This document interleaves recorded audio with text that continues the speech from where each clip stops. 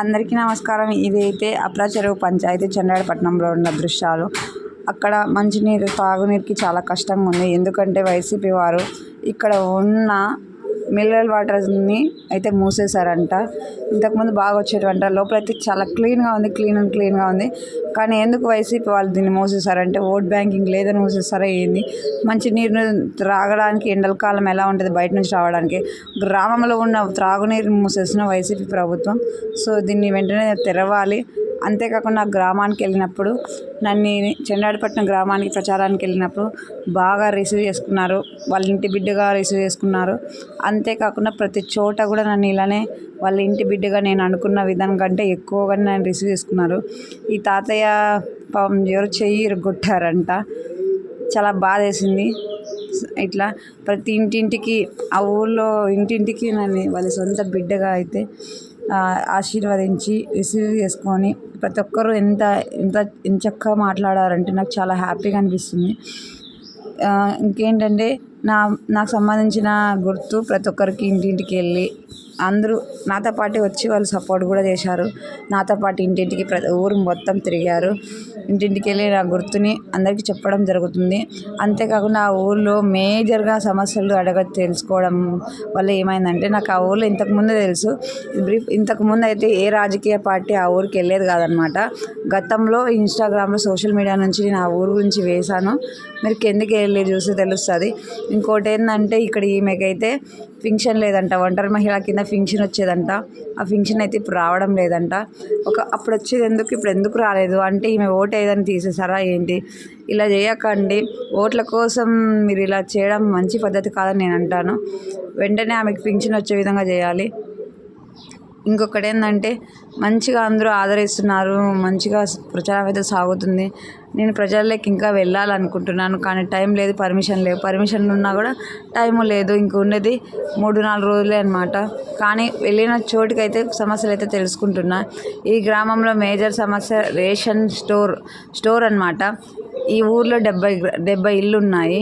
ఈ 70 ఇళ్ళు స్టోర్ బియ్యం 3 కేజీలు కానీ 5 కేజీలు కానీ 10 కేజీలు తక్కువైనా ఎక్కువైనా వెళ్ళాలంటే అప్రా చెరువు పంచాయతీకి వెళ్ళాలి. ఈమెకి ఒంటరి మహిళ అంటే ఈమె వితంతువు 9 నెలలు అయింది భర్త చనిపోయి. ఇప్పటివరకు ఈమెకు పింఛన్ లేదనమాట. మామూలుగా 5-6 నెలలకే పింఛన్ వస్తుంది. వితంతు పింఛన్ ఈమెకి లేదు, తీసేసేది గారు. ఇంకా రాలేదు. ఎందుకు రాలేదు, ఎందుకు ఇంత నిర్లక్ష్యంగా వహిస్తున్నారో అర్థం కావడం లేదు. మేజర్గా 3 కిలోమీటర్లు స్టోర్ బియ్యానికి వెళ్ళి ఎండలకు పడిపోతున్నారంట. ఈ ఊరికి వెంటనే స్టోర్ బియ్యాన్ని అలర్ట్ చేయాలి ప్రభుత్వము. ఎందుకంటే 70 ఇళ్ళు పైన ఉన్నాయి కాబట్టి ఇన్ని ఇళ్ళు ఉన్నప్పుడు స్టోర్ బియ్యం ఇవ్వాలా. ఇంకా రోడ్డు ప్రాబ్లం ఉంది వీళ్ళకి, చాలా గలీజ్గా రోడ్డు ప్రాబ్లము. మేజర్గా రేషన్ స్టోర్ ఇక్కడ నుంచి అక్కడికి వెళ్ళి అక్కడి నుంచి ఇక్కడికి రావడానికి ముసలోళ్ళు ఇబ్బంది పడుతున్నారు. ఫంక్షన్కైనా అక్కడ పోవాల్సిందే. త్రాగునీటి సమస్య వెంటనే ఈ గ్రామానికి చంద్రాయపట్నంలో వెంటనే వైసీపీ వాళ్ళు త్రాగునీరుని ఓపెన్ చేసి ఇంతకు ముందులాగా ఎలా వస్తున్నాయో అలా వేయండి. ఓటుకు నోటులాగా అట్లా కాకుండా వదిలేయండి. ఎందుకంటే ఎండల కాలం త్రాగునీరు సమస్య బయటికి వాళ్ళ ఎండలకు వెళ్ళి వడదెబ్బలతో కొట్టి కింద పడి ఏమన్నా అయితే ప్రభుత్వానికి ప్రాబ్లం అవుతుంది. కాబట్టి త్రాగునీటి దగ్గర మనకి ఎన్ని కక్షలు ఉన్నా త్రాగునీటి దగ్గర మాత్రం చూపించుకోకూడదు. ఈ అవ్వ వెళ్ళింది స్టోర్ బియ్యంకి వెళ్ళి కింద పడిపోయిందంట మొన్న రీసెంట్గా బియ్యానికి వెళ్ళి.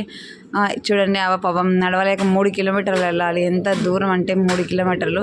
ఆమెకు వయసు అయిపోయింది, అందుకు ఇబ్బంది పడుతుంటుంది. కాబట్టి ఇది పరిస్థితి. మొత్తానికైతే ఈ గ్రామంలో 3 మేజర్ సమస్యలు అయితే ఉన్నాయి.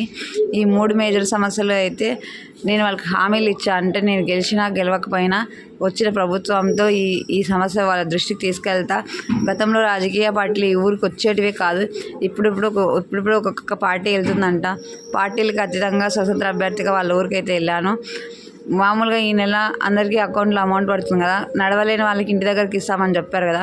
కానీ ఎవరికైతే అకౌంట్లో వేస్తారంటే పాపం నడవలేని అవ్వకి ఇట్లా వేసినారు. ఈ ఊరు ఇది వచ్చేసి తమ్మాపురం నుంచి అప్రా చెరువులోకి ఎంట్రీ అవ్వగానే రోడ్డు చూడండి, గుంతలుగా ఉంది రోడ్డు. ఇది కాకుండా ఇంకా ముందుకు వెళ్తే ఇక్కడ నుంచి ధర్మవరం కూడా డైరెక్ట్గా వెళ్ళొచ్చు అనమాట. ధర్మవరం టు ఇటు బత్తలపల్లికి కూడా వెళ్ళొచ్చు. ఇక్కడే ఇంత అద్మానం ఉందని అనుకుంటున్నారు కదా. ఇంకా ముందుకు పోతే అసలు రోడే ఉండదు, అన్ని గుంతలుగా ఉన్నాయి. గుంతలు ఉన్నాయి. సో ఈ మబ్బులో ఎవరైనా పడి ఏమన్నా అయితే అసలు దిక్కు ఉండదు. మబ్బుల పంచర్లైన దిక్కులో చూడండి ఎలా గుంతలు గుంతలు ఉన్నాయో, చాలా గుంతలు గుంతలు వరస్ట్గా ఉంది. గుడ్ మార్నింగ్ ప్రోగ్రామ్కి ఇక్కడ అడుగు పెట్టినారో లేదో తెలియదు కానీ నాకైతే ఒకసారి గుడ్ మార్నింగ్ ప్రోగ్రామ్ ఇలా వెళ్తే ఒకసారి ఎమ్మెల్యే కేతిరెడ్డి గారికి ఈ విషయాలు తెలుస్తాయి. వెళ్ళినాడో లేదో తెలియదు, ఒకసారి వెళ్ళి విజిట్ చేయండి.